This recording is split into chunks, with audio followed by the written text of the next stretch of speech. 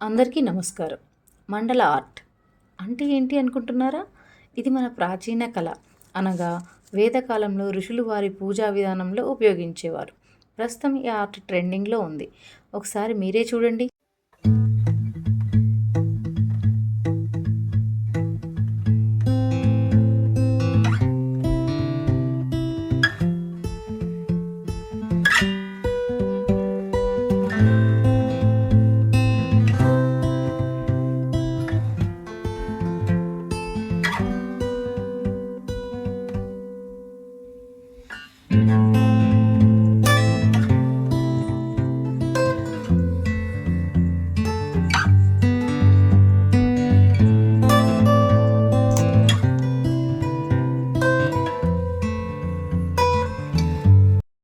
చూశారుగా?